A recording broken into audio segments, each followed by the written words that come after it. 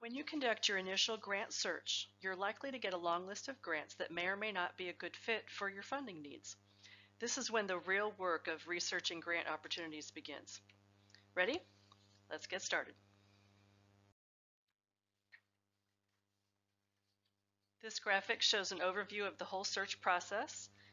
In the first two modules, we already talked about planning your search and conducting initial search, and now we're going to talk about narrowing your list. I use the funnel concept to illustrate the importance of narrowing your list from the many to the few. In my experience, the more time you spend refining your list of prospects before you apply for a grant, the more likely you'll find a very good fit between your funding needs and the grant maker's funding interests. And finding the best fit increases your likelihood of getting funded. I find it a waste of time to apply for a grant that has no chance of being funded, not because of its merit, but because it's not something the funder is interested in. To move my list of prospects through the funnel, I look at specific pieces of information. If I find any indication that the grant is not a good fit, I cross it off my list and move on to the next one.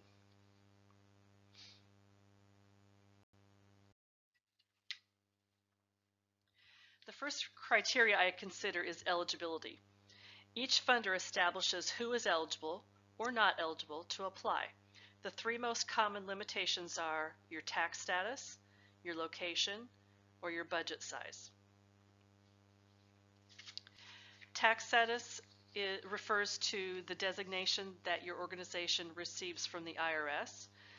If you're applying for a foundation, they will almost always want to fund 501c3 organizations.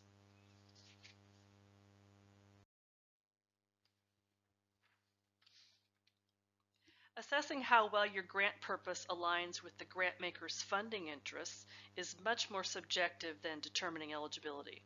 Take off those rose-colored glasses. This is not the time for wishful thinking. Try to see your request from the grant maker's perspective, and if there's any doubt, don't force the fit. Cross them off your list and move on. The next step is to examine the grant maker's funding history. The funder's profile may provide this information, or they may publish a list of their grant recipients on their website. If the prospect is a foundation, you can find information about their funding history by reviewing their federal tax return, which is called a Form 990, and that's available to the public for free. Remember, your goal is to use the search parameters that you established before you conducted your initial search to help you narrow the search results.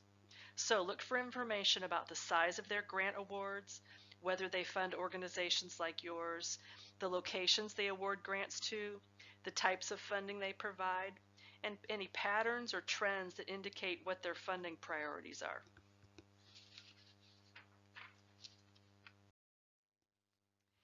If a prospect is still on your list at this point, consider their funding cycle and whether it will meet your time frame. It's possible that the funder is a very good fit for a future project, but not for your current needs.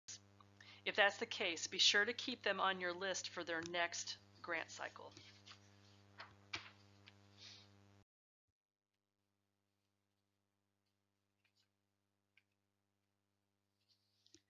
After you've gone through all the steps of refining your search, checking their eligibility, checking alignment with the funder's interests, digging in and learning more about their funding history, and then examining their grant cycle to see if it's a good timing, then you'll come up with a short list of prospects that are very, very likely to be a good fit to apply for. Using this funnel approach to narrow your list of prospective grant makers can be time-consuming, but it's a more efficient and effective method of researching grant opportunities than applying to every funder you find in your initial search. In the next module, I'll walk you through the process of digging deeper to learn more about prospective grants.